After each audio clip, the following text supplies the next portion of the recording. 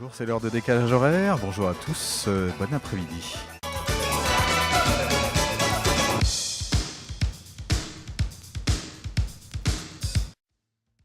C'est Stéphane Nino avec vous pour ces 2 heures de musique brésilienne. C'est Décalage horaire, le programme spécial musique brésilienne de Radio Fréquence Paris Pluriel. Et je suis toujours assisté par Francisco pour cette émission.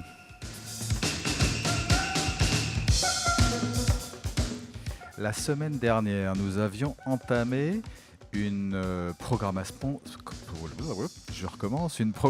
spéciale 1968 avec un feu sur l'actualité du moment et surtout sur la programmation musicale de cette année 1968. Eh bien, cette semaine, nous continuons cette émission. C'est la deuxième partie, si vous voulez.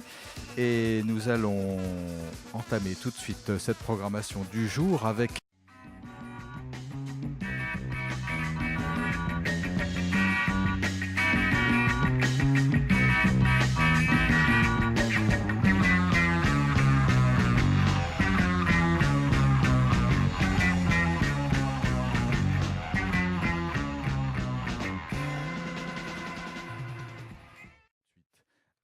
cette émission, il y aura beaucoup de choses. Nous avons d'ailleurs un invité de Marc tout à l'heure qui viendra nous parler, lui, de ce qui s'est passé notamment en France. Mais vous allez voir, il est aussi très au courant et très affûté en ce qui concerne le Brésil.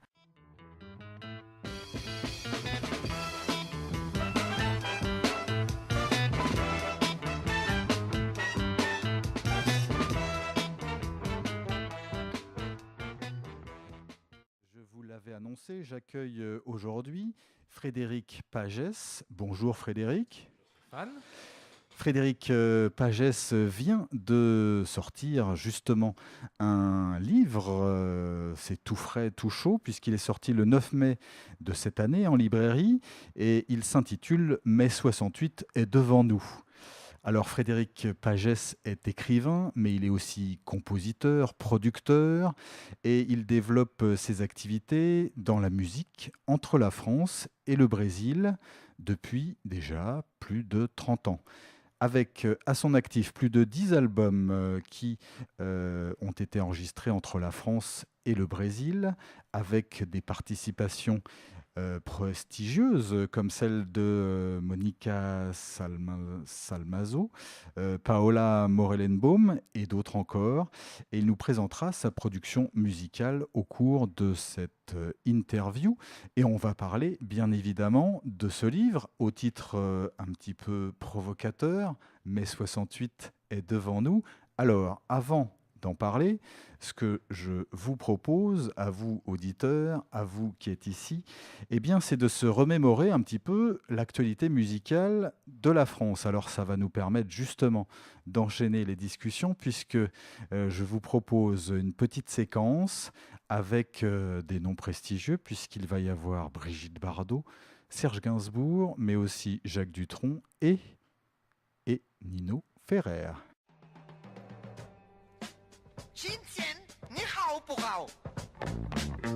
毛毛兄弟，大好兄弟，哪里巴黎，哪里北京，哪都要我快快去。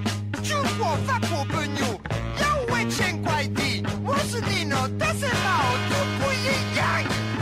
Dime quién corta el bacalao y quién armó todo el tinglao. Desde la China hasta Macao, mi buen amigo Mao Mao, para que sepan quién es Mao. La Guardia Roja comulgao, con el librito que ha inventado, los pensamientos de Mao Mao.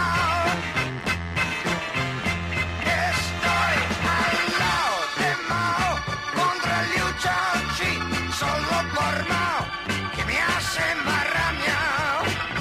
Y si mis ojos no ven que Guardia Roja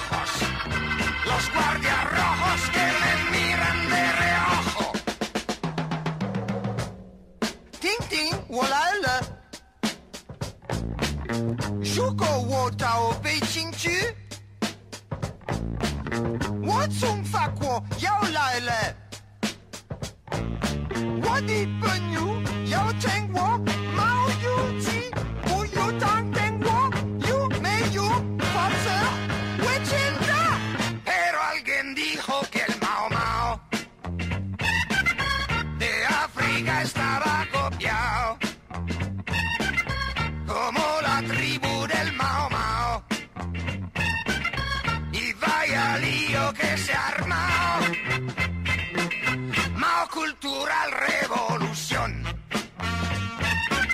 Mao llena de satisfacción.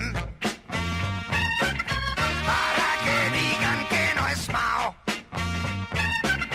Quien corta siempre el bacalao. Estoy al lado de Mao contra el Liu Shaoqi. Solo por Mao que me hacen más rabiao. Y si mis ojos no ven que guardias rojos, los guardias rojos que me miran de reojo. Y aquí termina lo contado sobre mi amigo Mao Mao. No piensen que yo estoy chiflado y que me quiten lo bailado. Pour démarrer cette discussion avec Frédéric Pagès, que j'ai présenté brièvement tout à l'heure et qui est avec nous à l'occasion notamment de la sortie de ce livre Mai 68 est devant nous, l'actualité toujours brûlante des écrits de mai. C'est un livre coécrit avec Jacques Brissot et Olivier de la Soujeole. Et c'est une plongée dans un mai 68 authentique avec 3 protagonistes du mouvement qui mêlent étroitement des archives méconnues, mais aussi des témoignages, des réflexions, pour ressentir et comprendre l'esprit d'un événement phare de notre époque. Alors, Frédéric, merci d'être avec nous pour venir discuter de ce livre. Alors, la première chose intéressante, c'est peut-être de resituer le contexte et le point de départ de cette rédaction. De ce livre. Oui, en fait, voilà. Donc, en 68, nous sommes étudiants. Moi, je suis étudiant en sciences politiques. Donc, c'est vrai, intéressé au premier titre par ce qui se passe, quand même, hein. Surpris, oui, mais en même temps pas complètement, parce qu'on l'explique aussi dans le bouquin, il y avait quand même des frémissements, hein. Il y avait quand même des frémissements. On avait participé à des mouvements de jeunesse, notamment un mouvement de jeunesse qui est bien oublié aujourd'hui, quoique le titre lui-même n'est pas oublié, le nom, mais ce qu'il est devenu n'a rien à voir avec ce qu'il était. Et ces mouvements de jeunesse, c'était Nouvelles Frontières, oui, l'agence de voyage, oui, c'est bien cela. Eh bien, Nouvelles Frontières n'était pas une agence de voyage, c'était un mouvement de jeunes et qui avait, par beaucoup d'aspects, une tonalité assez subversive, en fait, au départ. Et avec notamment une espèce d'initiation, on appelait ça les forums civiques à l'époque, mais une initiation à l'intelligence politique, un peu, essayer de comprendre ce qui se passait dans le monde. Donc c'est vrai qu'on était quand même assez sensible à une critique assez fondamentale de la société de consommation, hors parti politique, hein, ce n'était pas dans des partis, mais enfin il y avait quand même cette notion un peu assez critique, de regard critique sur la société. Mais bref, donc quand le mouvement est arrivé, si vous voulez, moi j'ai tout de suite noté que les médias se focalisaient sur les voitures brûlées, les vitrines explosées, les abribus en morceaux, les rues des pavés, les bastons avec la police, mais que le contenu même, hein, de ce qui était en train d'émerger dans des assemblées, dans des comités, enfin, dans des réunions, le contenu des revendications et des réflexions collectives qui s'élaboraient, on en parlait guère, quoi. Alors à ce moment-là qu'un groupe d'étudiants dont tu fais partie forme un centre d'information et de communication qui s'appelle le CRIU. Oui, c'est ça, le CRIU. Le CRIU. Le CRI universitaire, ça voulait dire Centre de regroupement des informations universitaires. Dont le but était justement de faire la synthèse de ce qui se passait. Oui, il n'y avait pas Internet, hein. Je veux dire, donc un tract était renéoté avec la fameuse renéo là, artisanale. Il était distribué, puis après il était perdu, il était oublié. Enfin, si on ne pensait pas à l'archiver, bon. Et il y avait des tracts formidables, parce que c'est vrai qu'il y a eu une espèce d'improvisation un peu. Il y avait des gens qui écrivaient des trucs géniaux, quoi. Enfin, il y avait une espèce de génie qui est soudain descendu, je dirais, sur la société française. On ne sait pas très bien, c'est un peu miraculeux, quoi, hein, avec des slogans, des tracts, des déclarations. Alors, il y avait tout n'était pas génial, bien entendu, mais enfin, il y a quand même beaucoup de choses très intéressantes, hein. Et nous, on avait envie d'abord de garder la mémoire de ça, et puis de le redistribuer et de le faire circuler, hein, puisque la circulation était très, très modeste, puisque comme il n'y avait pas Internet, comme la presse était très censurée, la télévision, on n'en parle pas, le tract, il était lu par le gars qui le recevait, ou le gars ou la fille, mais voilà, c'était fini après. Donc, comment faire circuler tout ça, hein? Comment le faire circuler? Comment d'abord le recueillir, ensuite le redistribuer, le faire circuler, en faire des synthèses, accélérer un peu le mouvement en faisant circuler l'information. Alors donc, pour se remettre dans le contexte, voilà, on est en période d'émeute, il y a quand même des manifestations qui se passent dans la rue, des heurts, des combats même avec, Ouais, les forces de l'ordre, ouais, des barricades, cocktails Molotov, ça rigole pas quand ouais, même. ouais, ouais. Et vous, dans tout ça, alors, vous établissez un quartier général quelque part pour faire justement, pour Voilà, ces Ronéo, tout à fait. éditer ces tracts et les redistribuer, ça nécessite une logistique. Absolument. Et on a eu beaucoup de chance parce qu'en réalité, oui, c'est vrai, ça nécessitait une logistique. Bon, premièrement, on voulait avoir l'accord des principales organisations impliquées dès le départ, C'était c'est-à-dire des mouvements. l'UNEF, hein, l'UNEF, syndicat étudiant, le SNESUP, les syndicats des profs de l'enseignement supérieur, le mouvement du 22 mars, hein, de Daniel Cohn-Bendit, et puis les comités d'action lycéens. Donc on voulait avoir leur autorisation, entre guillemets, officielle, hein, pour autant qu'il puisse exister quelque chose d'officiel en mai 68. Mais enfin, on voulait avoir ce coup de tampon, entre guillemets, hein. Bon, parce qu'on ne voulait pas agir comme ça, tout seul, de manière privée. Puis ensuite, effectivement, s'est posé le problème de la logistique. Et très vite, mais très vite, hein, alors comment ça s'est passé? J'avoue que personne ne s'en souvient. Mais très vite, le mouvement Peuple et Culture, qui était un mouvement d'éducation populaire, issu de la résistance, nous a ouvert ses bureaux. En fait, ils étaient là, de rue Cassette, dans le 6e arrondissement, qui à l'époque, je le précise, n'était pas un arrondissement de bobos, mais était un arrondissement d'une population mélangée, avec toutes sortes de gens. Donc, le 6e arrondissement de Paris, rue Cassette, les mouvements Peuple et Culture nous a mis à disposition des bureaux, des téléphones et des Ronéo, justement, comme tu disais très justement, et des photocopieuses, ce qui a fait qu'on a pu commencer à fonctionner effectivement tout de suite. On avait des motards, hein, des copains qui avaient des motos, qui sillonnaient toute la région parisienne pour ramasser les tracts. Et puis on avait des correspondants en province qui nous envoyaient les documents par la poste, quand la poste, évidemment, voulait bien fonctionner en 68. Alors l'intérêt de ce livre, ce n'est pas de relater ou de réécrire une énième fois sur les événements, sur ce qui s'est passé. Aujourd'hui, nous avons Internet, nous avons une masse d'informations qui n'a pas d'égal, justement, si l'on compare 50 ans auparavant.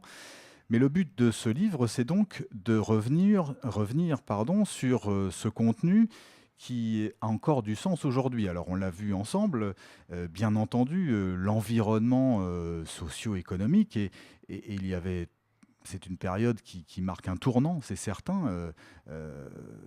Avant, jusqu'en 68, bien sûr, les libertés, on ne pouvait pas forcément en débattre librement, et il n'y en avait pas pour tout le monde. Si on regarde la condition de la femme, par exemple, dont on parle beaucoup aujourd'hui, c'est sûr que c'était pas terrible.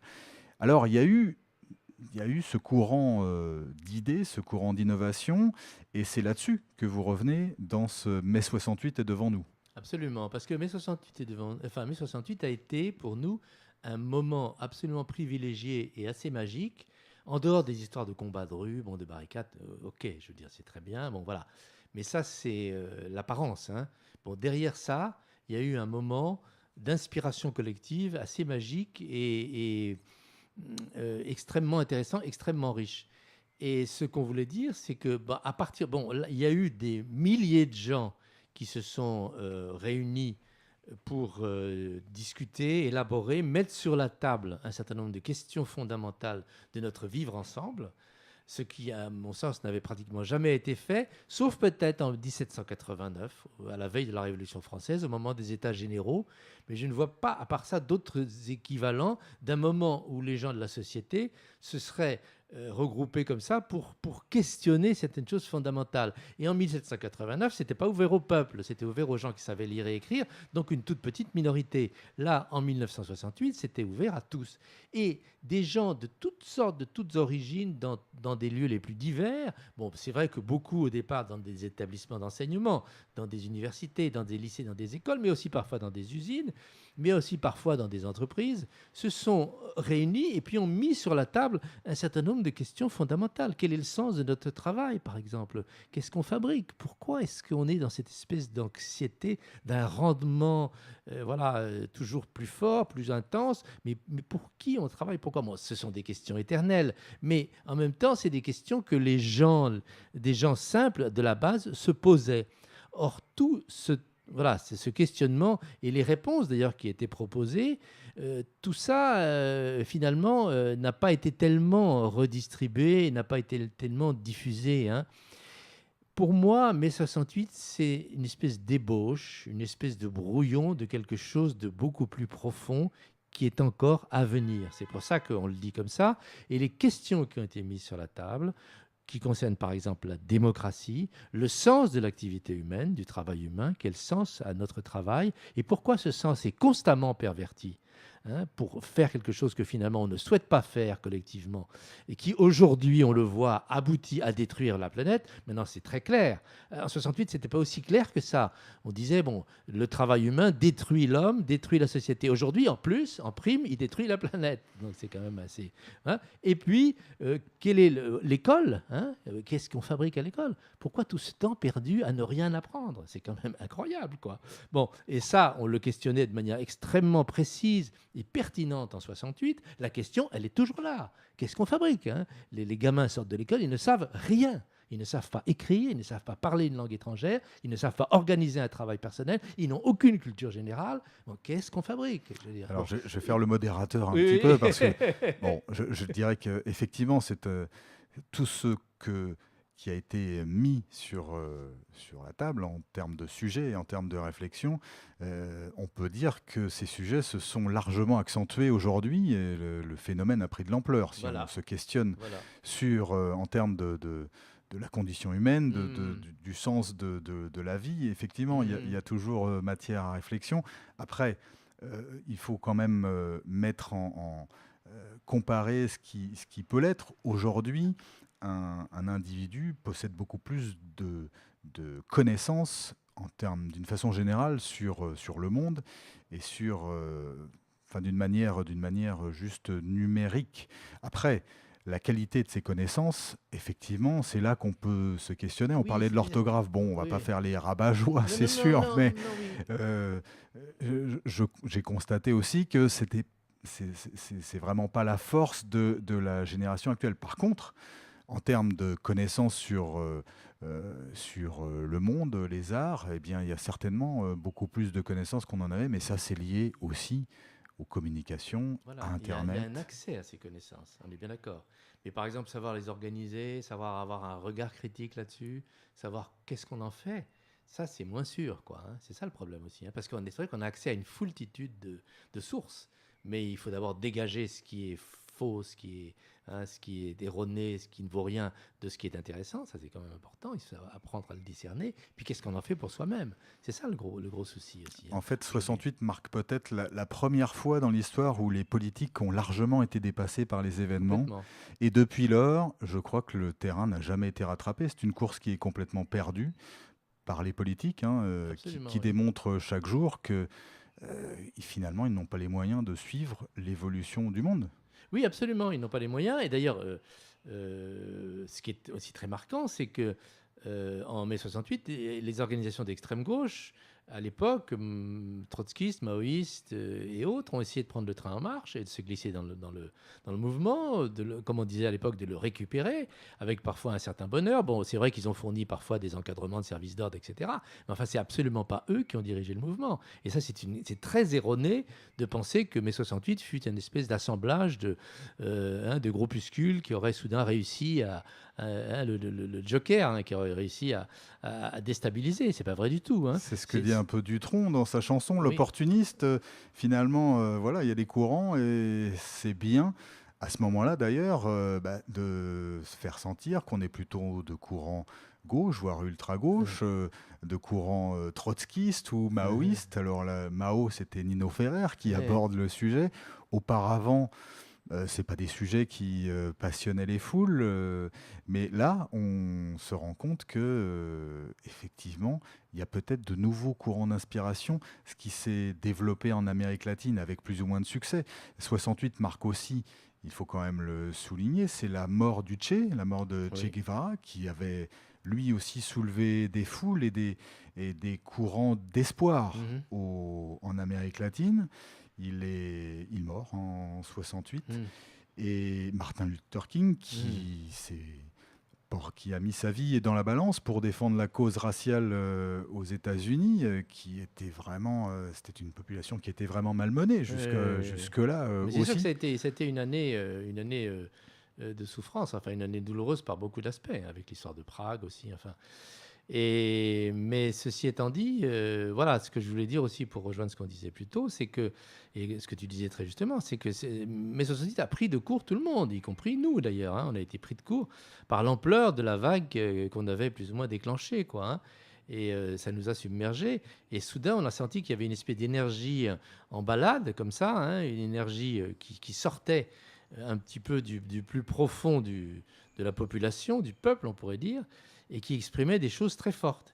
Et donc, on a voulu, dans un premier temps, réunir ce qui nous paraissait le plus significatif de cette expression-là, hein, qui était quand même tout à fait atypique dans l'histoire. Hein. Donc, on a réuni ça, et il y avait tout un tas de choses qui étaient très fortes. Donc, il y avait très effectivement la démocratie. Il n'y a pas de démocratie, il n'y en a toujours pas d'ailleurs. Ensuite, l'éducation. Qu'est-ce que c'est que ce système éducatif qui bafouille, qui bégaye et qui ne réussit pas finalement à remplir ses objectifs? Tout ce qui a trait aussi bon, à la culture en général. Hein, qu'est-ce qu'on appelle culture et comment elle se diffuse et comment on peut avoir accès aussi non seulement à la consommation, mais pas uniquement à la consommation justement, à la création aussi. Ça, c'est très important. Et comment se fait-il aussi que la culture populaire agonise, hein, et qu'elle est morte peut-être, je ne sais pas, et qu'on ait effectivement que la culture, c'est plus synonyme aujourd'hui de consommation de produits. Donc c'est pas ça la culture, c'est pas ça. La culture, c'est création. Et puis aujourd'hui, bien sûr, il y a la thématique écologique qui Ouais. vient rejoindre très fort, hein, c'est tout cela, parce que voilà, il y a le signal d'alarme qu'on tire par rapport à ça. C'est Mais vrai que 68 avait donné le point de départ quand même de cette considération. Hein. Ouais. oui, je pense qu'on explique ça aussi dans le bouquin. Enfin, moi, je sais que dès 72, 72, je crois que j'ai fait un premier stage dans une exploitation bio, hein, en 72. Et pour moi, ça me paraissait une suite logique, hein, une exploitation agricole, suite logique de mai 68. J'étais complètement, donc 4 ans après, j'étais déjà sur le terrain de la bio et ça me paraissait complètement cohérent avec ce qu'on avait remué en 68. Alors à l'époque, inutile de te dire que c'était complètement vu comme un truc de fou, quoi, la bio. Hein. Puisqu'il y avait quand même toujours encore cette idée que la chimie, et la technologie, et le progrès, enfin, c'était l'idole, quoi, hein, qu'on allait au-devant de lendemain qui chante, je dirais, en exaltant la science dans tout ce qu'elle pouvait avoir d'absurde d'ailleurs, mais voilà, et que c'était ça l'avenir. C'est le paradoxe de l'époque, c'est Oui, qu'on voyage dans l'espace, on découvre de nouvelles technologies qui ouvrent de nouveaux oui, futurs. oui. Au niveau de la musique, on l'a vu, de nouveaux instruments arrivent, on peut expérimenter. Il y a quand même un futur qui est, en fait, qui rend tous les possibles réalisables à ce moment-là. Tout à fait. En même temps, au Brésil, le Quarteto MC chante Salve o Verde, c'est-à-dire sauver le vert, sauver l'Amazonie. Oui.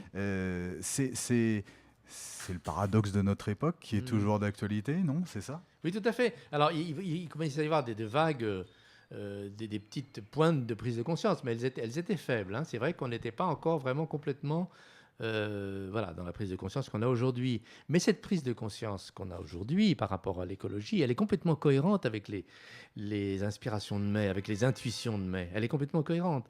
Parce que déjà, il y avait quand même en mai la conscience très nette du caractère pervers, nocif, toxique, hein, des pratiques économiques, hein, des pratiques sociales, hein, et de tout ce qu'elles pouvaient entraîner. Et l'avenir, à partir de mai 68, n'a fait que confirmer ça. Comment ce système a sécrété ce chômage de masse qui lui était nécessaire pour vivre, puisque ça a été l'aubaine du capitalisme néolibéral, ça a été ce chômage de masse qui permet cette pression constante sur les salariés et qui évite justement le recommencement d'un mai 68. Parce que mai 68 a été aussi une formidable victoire des salariés. Il ne faut pas l'oublier. Et moi, je sais que j'ai été, juste après mai 68, salarié de base, manard, pendant 3 ans. Et je sais que j'étais bien payé. Manard. Oui, j'étais manard, parce que j'ai Ça veut dire quoi, manard? J'ai pas manœuvre.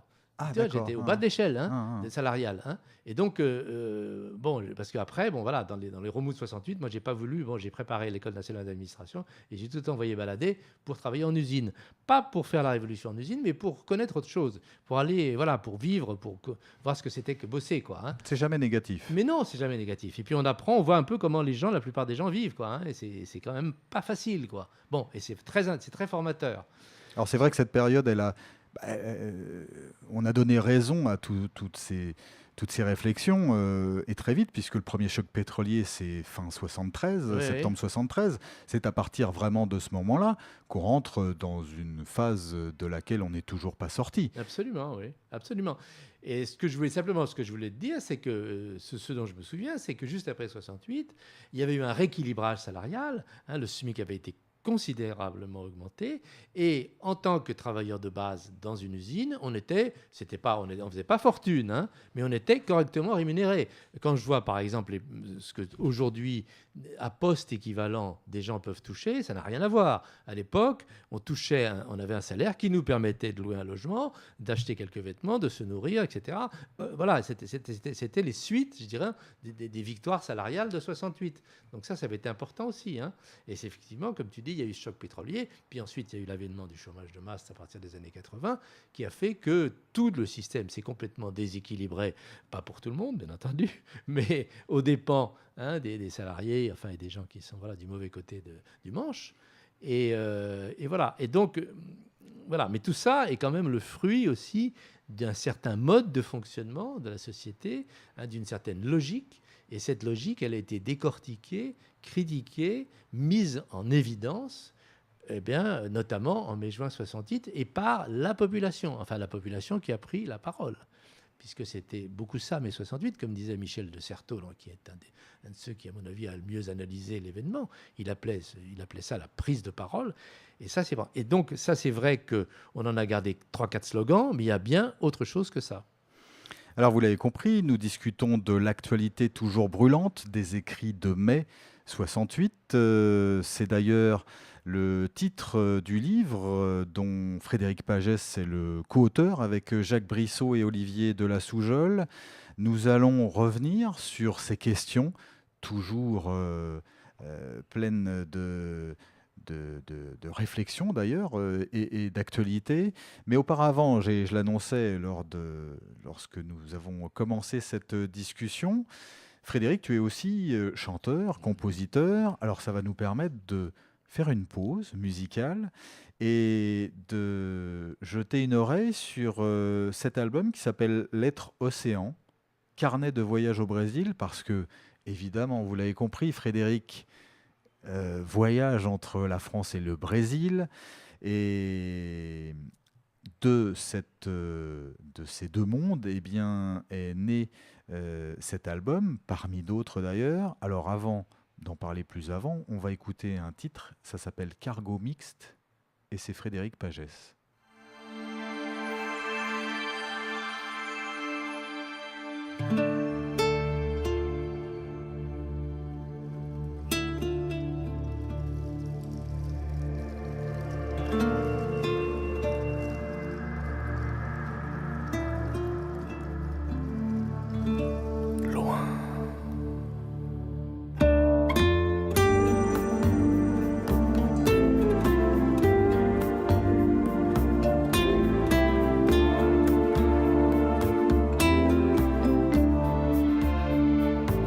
Seul sur la passerelle, monarque insoupçonné d'un royaume de ciel, d'eau et d'éternité. Je règne en solitaire à des années de toi sur la mer de mon père et je t'aime déjà.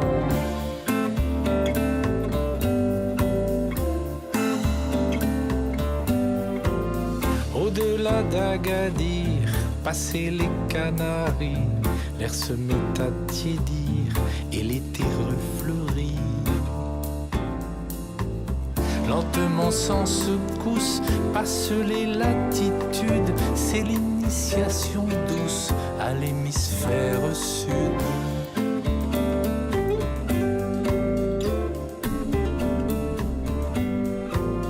Aux abords de la ligne, le bateau en grinçant grimpe une houle grise dans les embruns poissants. Puis le temps s'éclaircit, l'horizon est ouvert, on voit l'infini, de tous côtés la mer.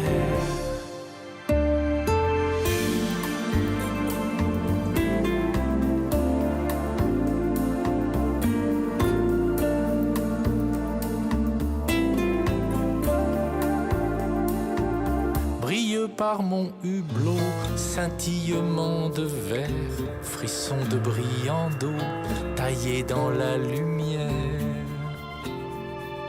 Et sur une onde étale, le cargo en rêvant ouvre de lèvres pâles dans les poissons volants.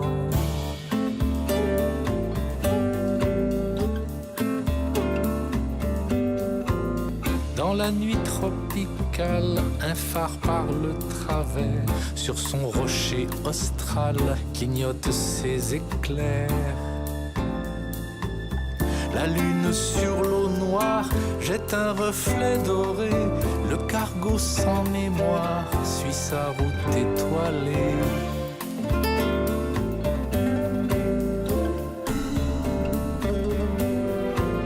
Un soir sur la dunette, dans l'air chaud et sucré, s'est posée une mouette, monte une odeur poivrée. Après 10 jours de mer, surgit un bouquet d'îles. Voici un coin de terre, et voici le Brésil.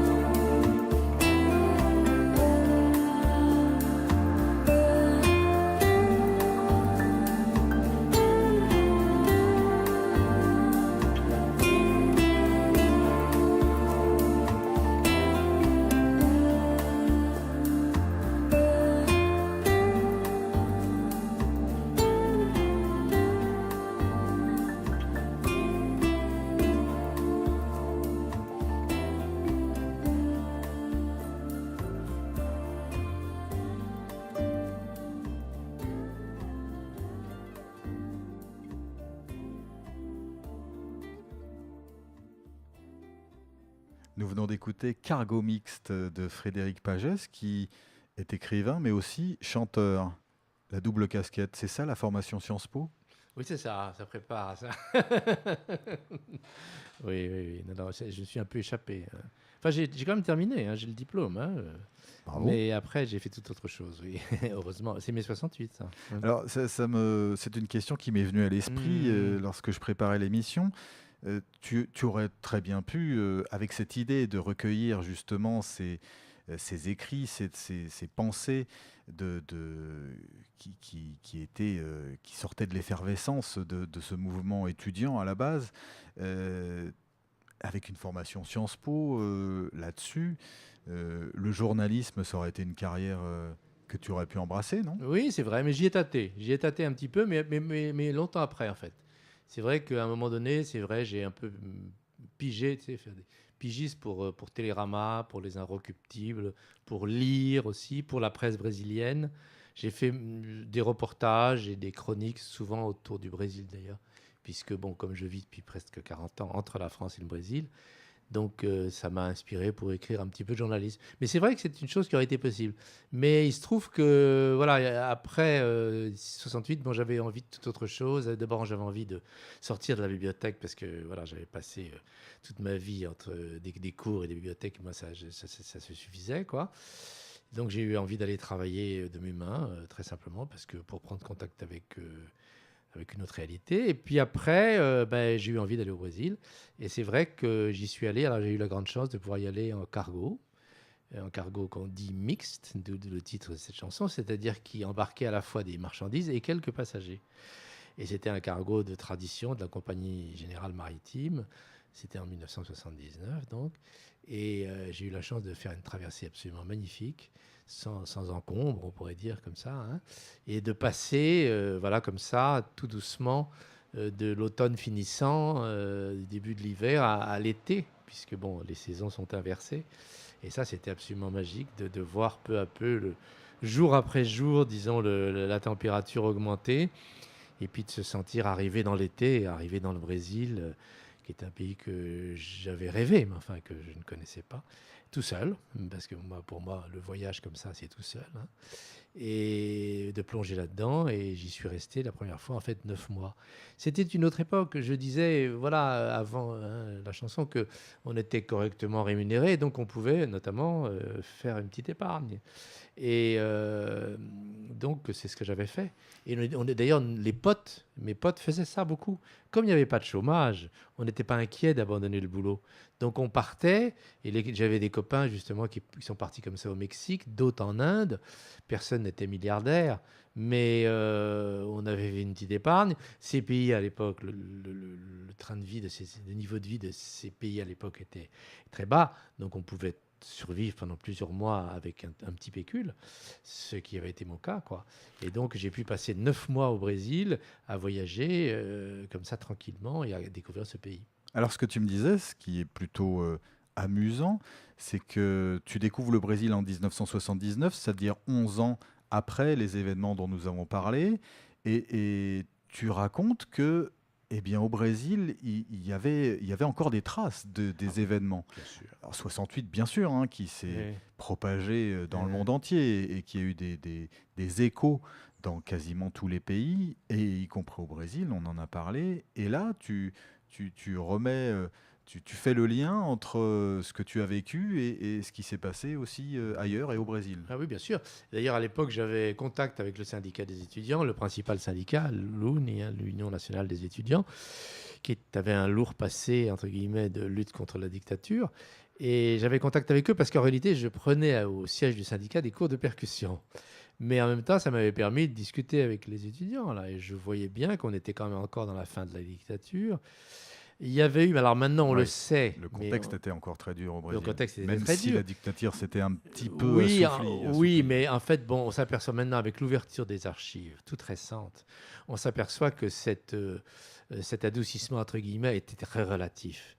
Et que, par exemple, à l'époque même où j'y étais, il y avait des assassinats ciblés de militants encore, hein, puisque la CIA a déclassifié énormément de documents. Donc aujourd'hui, on a accès à des documents secrets. Là, il y a 15 jours. Oui, hein. c'est 50 ans la Oui, prescription. voilà. Il y a 15 jours, on a eu accès à des documents qui montraient des réunions privées qui avaient été captées par l'ambassadeur des États-Unis et qui montraient que le général Geisel, qui était considéré comme un peu ouvert, un peu moins fermé que les autres, était en train de donner son accord à l'époque pour des assassinats ciblés de militants. Juste avant 79, dans les années 75, il y a eu la répression terrible de la guérilla de l'Araguaï, hein, qui était bien dans l'intérieur du Brésil, qui a été une chose épouvantable, une boucherie horrible, hein, où ont été réprimés des gens qui avaient eu la fâcheuse idée de prendre le maquis et de vouloir créer un espèce de maquis communiste dans le fin fond du Brésil.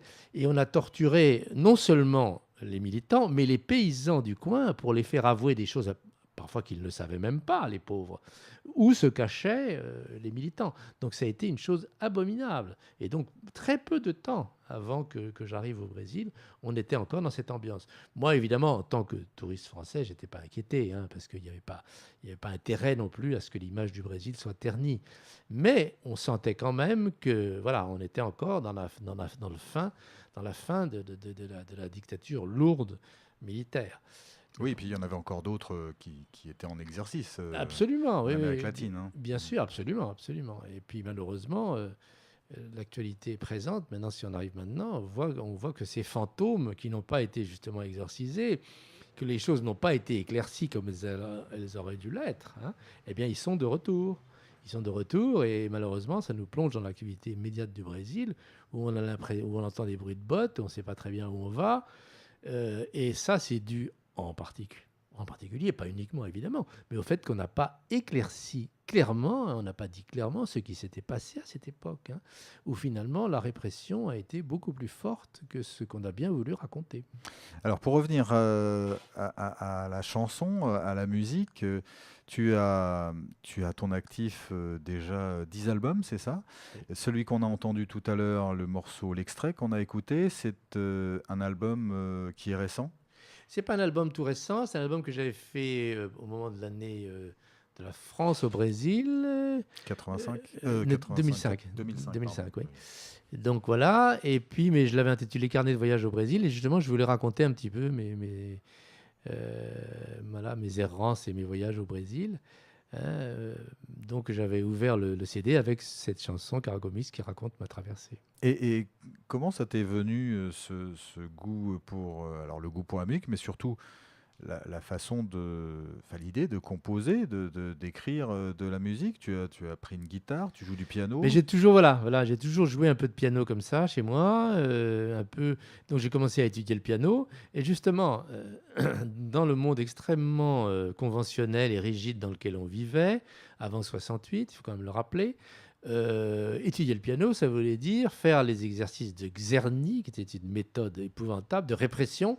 Ça veut dire subir une espèce de répression par des exercices hyper pénibles et par un solfège. Et c'est vrai que moi, ça tout de suite, ça m'a emmerdé prodigieusement, quoi. Et donc ma mère m'a dit, écoute, si ça t'embête, arrête. Donc Tu j'ai l'as mis de côté, le arrêté. piano. J'ai arrêté, sauf que j'ai continué à jouer. J'ai continué à jouer. Pour moi, j'ai improvisé sur mon piano. Puis j'écoutais beaucoup de jazz. Dès 12-13 ans, j'écoutais du jazz. C'est ce qui m'a sauvé. Je le raconte d'ailleurs dans le bouquin. Pour moi, le jazz a été préfiguration et le free jazz a été préfiguration de mai 68 aussi. La musique aussi m'a beaucoup aidé à comprendre aussi ce qui se passait en mai 68, le free jazz notamment. Tu écoutais qui? J'écoutais à l'époque Charlie Mingus. Par exemple, je raconte que j'ai eu le privilège immense. À l'époque, j'avais 17 ans. De voir par exemple un concert de Charlie Mingus au Greenwich Village en 1965, absolument prodigieux, quoi. À New York alors. À New York, oui. Et j'étais dans un séjour linguistique en fait pour apprendre l'anglais, et donc mes parents m'avaient envoyé là-bas, et donc j'étais déjà fan de Mingus, et j'ai été par exemple, et c'est vrai que cette musique de Mingus était très protestataire. Et elle était déjà, elle portait un message politique, Charlie Mingus, contrebassiste. Et donc, c'est vrai que, au moment où mai 68 est arrivé, j'étais déjà chargé, disons, de toute cette culture-là. On en parlait tout à l'heure, aux États-Unis, la ségrégation raciale battait son plein jusqu'à cette époque. Martin Luther King, les Black Panthers, c'est vraiment cette année. Et il y a eu quand même un tournant. Alors même si, comme pour ce qui concerne la France, beaucoup de choses sont sujets aujourd'hui encore à discussion. Il y a quand même eu une avancée à partir de là, une prise de conscience sur l'égalité des individus, en tout cas la façon de tendre vers plus d'égalité qu'il n'y en avait auparavant. De la même façon, l'égalité entre hommes et femmes, dont on parle beaucoup actuellement, et les mouvements féministes qui ne sont pas appelés tout à fait comme ça aujourd'hui. Je me souviens du MLF à l'époque, qui était la branche un petit peu considérée comme dure, mais heureusement que ces mouvements ont préfiguré quand même la réflexion, au moins, pour tendre vers plus d'égalité. Mais est-ce que l'humain est un animal qui a envie de tendre vers cela, rien n'est moins sûr. Oui. Enfin, en tout cas, c'est vrai que c'est à partir de ce moment-là, et la lutte des homosexuels aussi, hein, à partir de ce moment-là, parce que je sais que j'ai dit ça parce qu'à l'époque, justement, dans notre centre, des homosexuels étaient venus nous voir. Et ça, c'était très nouveau, hein, parce qu'ils sortaient un peu de l'ombre. Et ils étaient venus nous voir en disant, est-ce que on va pouvoir vivre un peu dans la lumière, quoi, parce que pour eux, c'était complexe. Hein, et c'était douloureux.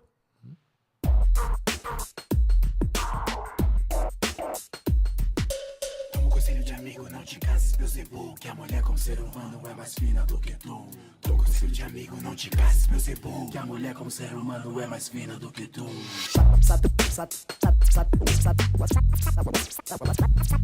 Satã teve dia a ideia de casar, que original. Queria mulher não feia, virgem, corpo, alma leal. Alma leal, alma leal. Resolvido no projeto para vê-lo realizar, quis procurar objeto próprio do seu paladar. Toma um conselho de amigo, não te cases, Beelzebub, que a mulher como ser humano é mais fina do que tu. Toma um conselho de amigo, não te cases, Beelzebub, que a mulher como ser humano é mais fina do que tu. Cortou unhas, cortou rabo, cortou as pontas e após sai o nosso diabo como o herói dos heróis. Casar era sua dita, correu por terra e mar, encontrou mulher bonita e tratou de a sequestrar. Toma um conselho de amigo, não te cases, Beelzebub, que a mulher como ser humano é mais fina do que tu. Toma um conselho de amigo, não te cases, Beelzebub, que a mulher como ser humano é mais fina do que tu. Toma um conselho de amigo, não te cases, Beelzebub, que a mulher como ser humano é mais fina do que tu. Toma um conselho de amigo, não te cases, Beelzebub, que a mulher como ser humano é mais fina do que tu. Ele quis, ela queria, puseram mão sobre mão e na melhor da harmonia verificou-se a união. Passou-se o ano diabo, não lhe cresceram por fim, nem as unhas, nem o rabo. Mas as pontas essas sim. Passou-se o ano diabo, não lhe cresceram por fim, nem as unhas, nem o rabo, mas as pontas. Un disque réalisé, tu le disais hors antenne, avec les protagonistes du mouvement hip-hop dans la région de São Paulo. Oui, Zulu Nation Brésil, hein, le mouvement d'Africa Bambata, donc, qui a son siège à Diadème, dans la région métropolitaine de São Paulo. Et donc, l'idée, c'était un gros projet culturel que j'ai conçu et animé en 2012. L'idée, c'était de réunir donc, des jeunes professionnels du hip-hop, de rap, hein, et de faire avec eux un travail autour de la littérature brésilienne, et de se dire, voilà, on voudrait créer un espèce de manuel de littérature audio avec un livre CD, quoi, qui pourrait être utile aux profs de lettres. L'idée, c'est qu'on va mettre en voix et en rythme un certain nombre de textes classiques de la littérature brésilienne. Donc là, on est en train d'écouter un texte de Machado de Assis, qui est c'est le Maupassant brésilien, quoi. Hein. Il n'y a pas plus classique que lui. C'est le fondateur de l'Académie brésilienne des lettres. Et qu'on a mis en rap. Hein. Et l'idée, c'est que, voilà, pour faire écouter de la littérature à des jeunes de la périphérie, de la banlieue, on veut leur montrer, voilà, c'est un texte. Et d'ailleurs, quand on l'a travaillé avec ces jeunes, ça a été unanime de dire, mais comme ce texte est bien écrit, comme il est rythmé, comme les rimes sont riches, comme tout ça est bien fait. Et voilà, on le dit, oui, c'est Machado de Assis, un des plus grands écrivains de ton pays. Et ça a été d'ailleurs une formidable, cet échange qu'on a pu avoir avec ce groupe de jeunes rappeurs qu'on a salariés pendant 2 mois pour faire ce manuel qui est sorti, hein, qui s'appelle Manuel de littérature encantada, manuel de littérature enchantée, et qui est un manuel qui maintenant peut être distribué, voilà, dans les classes, hein, pour que. Mais alors ça, là, on s'est beaucoup amusé en rap, mais on a fait des choses qui sont moins rap, qui sont des choses plus jazz, etc. Et on fait sonner comme ça des textes littéraires. Mai 68 est devant nous, et ça n'est pas vrai seulement pour les écrits, mais aussi pour la musique. La preuve en est avec ce morceau, donc pour apprendre